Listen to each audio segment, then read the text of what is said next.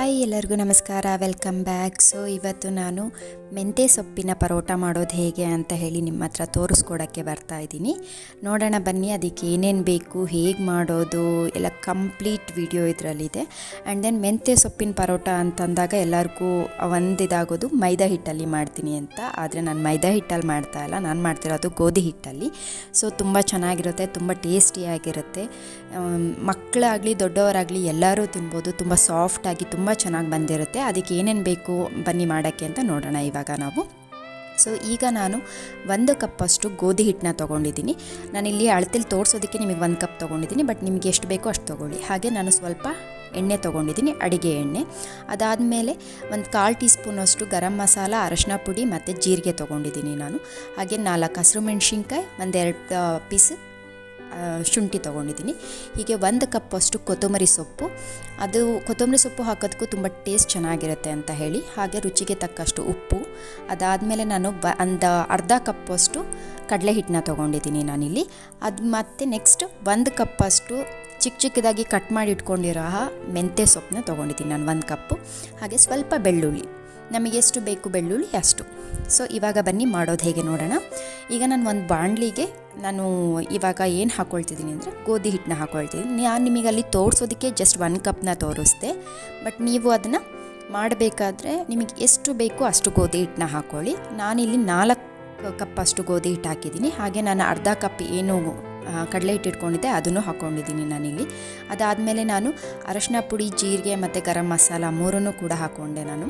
ಇದಿಷ್ಟನ್ನು ಹಾಕ್ಕೊಂಡು ನೆಕ್ಸ್ಟ್ ನಾನು 1 ಕಪ್ಪಷ್ಟು ಕೊತ್ತಂಬರಿ ಸೊಪ್ಪನ್ನು ಕೂಡ ಹಾಕ್ಕೊಳ್ತಾ ಇದ್ದೀನಿ ನಾನಿಲ್ಲಿ. ಅದನ್ನು ಕೂಡ ಚಿಕ್ಕದಾಗಿ ಕಟ್ ಮಾಡಿ ಇಟ್ಕೊಂಡಿರಬೇಕು ಕೊತ್ತಂಬರಿ ಸೊಪ್ಪು.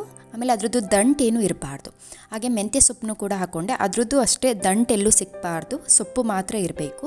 ಆಮೇಲೆ ನಮ್ಮ ಮನೆಯಲ್ಲಿ ಮಕ್ಕಳು ಎಲ್ಲ ತಿನ್ನೋದ್ರಿಂದ ಹಸಿರು ಮೆಣಸಿನ್ಕಾಯಿ ಆಗಲಿ, ಶುಂಠಿ, ಬೆಳ್ಳುಳ್ಳಿ ಎಲ್ಲ ಬಾಯಿಗೆ ಸಿಕ್ಕಿದ್ರೆ ಅವ್ರು ತಿನ್ನಲ್ಲ ಅನ್ನೋ ಕಾರಣಕ್ಕೆ ನಾನು ಅದನ್ನು ಪೇಸ್ಟ್ ಮಾಡ್ಕೊಳ್ತಾ ಇದ್ದೀನಿ. ಪೇಸ್ಟ್ ಅಂತ ಅಂದರೆ ನಾನು ನೀರೇನೂ ಹಾಕ್ತಾಯಿಲ್ಲ, ಜಸ್ಟ್ ಅವು 3 ನಾನು ಗ್ರೈಂಡ್ ಮಾಡ್ಕೊತಿದ್ದೀನಿ. ನೀರು ಹಾಕ್ದಲೇ ಒಂಥರ ತರಿಯಾಗಿ ಪೇಸ್ಟ್ ಮಾಡಿದ್ದೀನಿ ಅಷ್ಟೇ. ಇದನ್ನು ನಾನು 1 ಡ್ರಾಪ್ ಕೂಡ ನೀರು ಹಾಕಿಲ್ಲ ಇದಕ್ಕೆ. ಸೊ ಅದನ್ನು ನಾನು ಇವಾಗ ಇದಕ್ಕೆ ಮಿಕ್ಸ್ ಮಾಡ್ಕೊಳ್ತಿದ್ದೀನಿ. ಆ್ಯಕ್ಚುಲಿ ಈ ಥರ ಮಾಡಿ ಹಾಕೋದ್ರಿಂದ ಯಾವುದೇ ರೀತಿ ಖಾರ ಆಗಲಿ ಅಥವಾ ಬಾಯಿಗೆ ಸಿಗೋದಾಗಲಿ ಯಾವುದೇ ರೀತಿಯೂ ಆಗಲ್ಲ. ಇದು ಅದ್ರ ಜೊತೆಗೆ ಚೆನ್ನಾಗಿ ಮ್ಯಾರಿನೇಟ್ ಆಗಿಬಿಡುತ್ತೆ. ಸೊ ಆ ಕಾರಣಕ್ಕೆ ನಾನು ಹಾಗೆ ಸ್ವಲ್ಪ ರುಚಿಗೆ ಎಷ್ಟು ಬೇಕೋ ಅಷ್ಟು ಉಪ್ಪು ಹಾಕ್ಕೊಳ್ತಾ ಇದ್ದೀವಿ. ಮತ್ತು ಒಂದು 4 ಸ್ಪೂನಷ್ಟು ಆಯಿಲ್. ಈಗ ಚೆನ್ನಾಗಿ ಇದನ್ನು ಮಿಕ್ಸ್ ಮಾಡ್ಕೋಬೇಕು ಫಸ್ಟು, ಯಾಕೆಂದರೆ ಅದು ಸೊಪ್ಪಿಗೆ, ಆ ಮಸಾಲಾಗೆ ಎಲ್ಲದಕ್ಕೂ ಅದು ಚೆನ್ನಾಗಿ ಹೊಂದ್ಕೋಬೇಕಲ್ಲ ಹಿಟ್ಟು. ಆ ಕಾರಣಕ್ಕೆ ಒಂದು ಸತಿ ಕ್ಲೀನಾಗಿ ನೀರೇನು ಹಾಕ್ದಲೇ ಮಿಕ್ಸ್ ಮಾಡ್ಕೋಬೇಕು ಅದನ್ನು ಚೆನ್ನಾಗೆ. ಸೊ ಅದನ್ನು ಮಿಕ್ಸ್ ಮಾಡ್ಕೊಳ್ತಾ ಇರೋಣ ಬನ್ನಿ ಅಷ್ಟೊತ್ತಿಗೆ. ನಿಮಗೆಲ್ಲ ಗೊತ್ತಿರೋ ಹಾಗೆ ಮೆಂತ್ಯ ಸೊಪ್ಪಿಂದ ತುಂಬ ಐಟಮ್ಸ್ ಮಾಡ್ಬೋದು, ಬಟ್ ಅದರಿಂದ ಎಷ್ಟು ಬೆನಿಫಿಟ್ಸ್ ಇದೆ. ಆ್ಯಂಡ್ ದೆನ್ ಮೋರ್ ಥಿಂಗ್, ಯಾರ್ಯಾರಿಗೆ ಹೀಟ್ ಬಾಡಿ ತುಂಬ ಇದೆಯೋ ಅವರು ಮೆಂತ್ಯ ಸೊಪ್ಪು ಯೂಸ್ ಮಾಡೋದ್ರಿಂದ ಬಾಡಿ ಕೂಲ್ ಆಗುತ್ತೆ ಸ್ವಲ್ಪ. ಏಕೆಂದರೆ ಮೆಂತ್ಯ ಸೊಪ್ಪು ತುಂಬ ಕೂಲ್ ಬಾಡಿಗೆ, ಹಂಗಾಗಿ ಮೆಂತ್ಯ ಸೊಪ್ಪು ತಿಂದರೆ ತುಂಬ ಒಳ್ಳೆಯದು ಕೂಡ. ಹಾಗೆ ತುಂಬ ಜನ ತುಂಬ ವೆರೈಟೀಸ್ ಅಡುಗೆ ಮಾಡ್ತಾರೆ ಅದರಲ್ಲಿ. ಸೊ ಇದು ಒಂಥರ ವೆರೈಟಿ, ನೋಡಿ ಹೇಗೆ ಇರುತ್ತೆ ಅಂತ ಹೇಳಿಬಿಟ್ಟು ಬನ್ನಿ. ಈಗ ನಾನು ಅದಕ್ಕೆ ಸ್ವಲ್ಪ ನೀರು ಹಾಕ್ಕೊಂಬಿಟ್ಟು ನಾನು ಮಿಕ್ಸ್ ಮಾಡ್ಕೊಳ್ತಾ ಇದ್ದೀನಿ. ಇದನ್ನು ನಾವು ಚಪಾತಿ ಹಿಟ್ಟಿನ ಹದಕ್ಕೆ ಮಿಕ್ಸ್ ಮಾಡ್ಕೋಬೇಕು.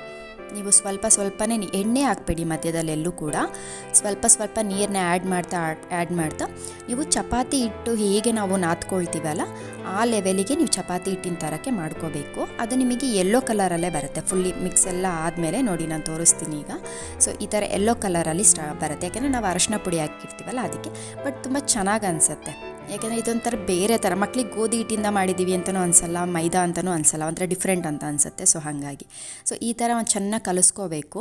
ಸೊ ನಾವಿಲ್ಲೆಲ್ಲೂ ಕೂಡ ಎಣ್ಣೆ ಯೂಸ್ ಮಾಡೇ ಇಲ್ಲ. ಫಸ್ಟಲ್ಲಿ ಎಷ್ಟು ಹಾಕಿದ್ವಿ ಅದು ಬಿಟ್ಟರೆ ಮತ್ತೆಲ್ಲೂ ಎಣ್ಣೆ ಹಾಕಿಲ್ಲ ನಾನು. ಸೊ ಈ ಥರ ಚೆನ್ನಾಗಿ ಸಾಫ್ಟಾಗಿ ಮಾಡಿಕೊಂಡು ನಾವು ಇದನ್ನು ಈ ಥರ ಮಾಡ್ಕೊಂಬಿಟ್ಟು ಮೇಲ್ಗಡೆ ಸ್ವಲ್ಪ ಎಣ್ಣೆ ಹಾಕಿ ಅದನ್ನು ಬಿಡಬೇಕು. ಅಷ್ಟು ಸಾಫ್ಟ್ನೆಸ್ ಇರಲೇಬೇಕದು. ಆಮೇಲೆ ಅಂದರೆ ನಿಮಗೆ ಗೊತ್ತಲ್ಲ ಆಲ್ಮೋಸ್ಟ್ ಚಪಾತಿ ಹಿಟ್ಟಿಗೆ ಯಾವ ಹದಕ್ಕೆ ನಾವು ಕಲಿಸ್ಕೋಬೇಕು ಅಂತ, ಸೇಮ್ ಅದೇ ಹದದಲ್ಲಿ ನಾವು ಮಿಕ್ಸ್ ಮಾಡಿಟ್ಕೋಬೇಕು. ಮೇಲ್ಗಡೆ ಒಂದು ಸ್ವಲ್ಪ ಎಣ್ಣೆನ ಈ ಥರ ಸ್ಪ್ರಿಂಕಲ್ ಥರ ಸ್ಪ್ರೆಡ್ ಮಾಡಿಬಿಟ್ಟು ಅದನ್ನು ನಾವೀಗ ಒಂದು ಪಾತ್ರೆ ಏನಾದರೂ ಮುಚ್ಚಿಬಿಟ್ಟು ಇಡಬೇಕು. ಪಾತ್ರೆ ಅಥವಾ ಬಟ್ಟೆ ಏನಾದರೂ ಆಯಿತು, ಅದು ಒಣಗಬಾರ್ದು ಅಂತ ಹೇಳಿ, ಒಣಗುತ್ತೆ ಅಂತ ಕಾರಣಕ್ಕೆ ಮೇಲ್ಗಡೆ ಏನಾದರೂ ಈ ಥರ ಮುಚ್ಚಿಬಿಟ್ಟು ಇಡಬೇಕು. ಈ ಥರ ನಾವು ಒಂದು 1/2 hour ಆದರೂ ಬಿಡಬೇಕು. ಈಗ ಹಾಫ್ ಆನ್ ಅವರ್ ಆಗಿದೆ. ಸೊ ಇವಾಗ ಮಾಡೋಣ ಬನ್ನಿ, ಹೇಗೆ ಸಾಫ್ಟಾಗಿ ನೋಡಿ ಎಷ್ಟು ಸಾಫ್ಟ್ ಆಗಿದೆ. ಆ್ಯಕ್ಚುಲಿ ಇವಾಗ ಅದು ಬ್ಲೆಂಡ್ ಆಗಿದೆ ಚೆನ್ನಾಗಿ ಎಲ್ಲದಕ್ಕೂ. ಸೊ ಹಂಗಾಗಿ ತುಂಬ ಸಾಫ್ಟಾಗಿ ಚೆನ್ನಾಗಿ ಬರ್ತಾಯಿದೆ. ಸೊ ಅದಕ್ಕೆ ನಿಮಗೆ ಎಷ್ಟು ಸೈಜಲ್ಲಿ ಉಂಡೆ ಬೇಕು ಆ ಥರ ನೀವು ತೊಗೊಂಡು ಅದನ್ನು ಚೆನ್ನಾಗಿ ನೀವು ಅದನ್ನು ಇದು ಮಾಡ್ಕೊಂಬಿಟ್ಟು ಈಗ ಲಟ್ಸೋಕ್ಕೆ ಸ್ಟಾರ್ಟ್ ಮಾಡ್ಕೊಳ್ಳೋಣ. ನಾನು ಲಟ್ಸೋಕ್ಕೆ ಒಂದು ಸ್ವಲ್ಪ ಗೋಧಿ ಹಿಟ್ಟನ್ನೇ ಯೂಸ್ ಮಾಡ್ತಾಯಿದ್ದೀನಿ, ನಾನು ಬೇರೆ ಯಾವುದೂ ಹಿಟ್ಟು ಹಾಕಿಲ್ಲ. ಗೋಧಿ ಹಿಟ್ಟನ್ನ ಹಾಕ್ಬಿಟ್ಟು ನಾನು ನಾರ್ಮಲ್ ಚಪಾತಿನೆಲ್ಲ ಹೇಗೆ ಲಟ್ಟಿಸ್ಕೊಳ್ತೀವಲ್ಲ ಸೇಮ್ ಅದೇ ಥರ ಲಟ್ಟಿಸ್ಕೊಳ್ತಾ ಇರೋದು. ಇದರಲ್ಲಿ ಯಾವುದೇ ರೀತಿ ಚೇಂಜಸ್ ಏನು ಮಾಡ್ಕೊಂಡಿಲ್ಲ ನಾನು.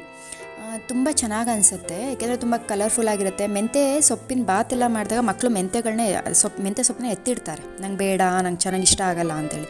ಬಟ್ ಈ ಥರ ಮಾಡಿದಾಗ ಅವ್ರಿಗೆ ಗೊತ್ತೇ ಆಗಲ್ಲ ನಾವು ಮೆಂತ್ಯ ಸೊಪ್ಪು ತಿಂತಾಯಿದ್ದೀವಿ ಅಂತಲೇ ಹೇಳಿಬಿಟ್ಟು. ತುಂಬ ಚೆನ್ನಾಗಿ ಅನಿಸುತ್ತೆ ಆ್ಯಕ್ಚುಲಿ ಈ ಥರ ಮಾಡಿಕೊಡೋದ್ರಿಂದ. ಅವ್ರಿಗೂ ಗೊತ್ತಿಲ್ಲದಲ್ಲೇ ತಿಂತಾರೆ. ಆ್ಯಂಡ್ ದೆನ್ ಇದೊಂದು ಯಾವುದೋ ಹೊಸ ಥರ ಚಪಾತಿನೂ ಅಲ್ಲ ರೊಟ್ಟಿನೂ ಅಲ್ಲ ಏನೋ ಮಾಡಿಕೊಟ್ಟಿದ್ದಾರೆ ಅನ್ನೋದು ಅವ್ರಿಗೂ ಅನಿಸುತ್ತೆ. ಸೊ ಹಂಗಾಗಿ ತುಂಬ ಚೆನ್ನಾಗೂ ಅನಿಸುತ್ತೆ. ಯಾವಾಗಲೂ ಚಪಾತಿ ಮಾಡ್ತಿರೋರಿಗೆ ಇದೊಂಥರ different taste and different item ಥರನೂ ಅವ್ರಿಗೆ ಅನಿಸುತ್ತೆ.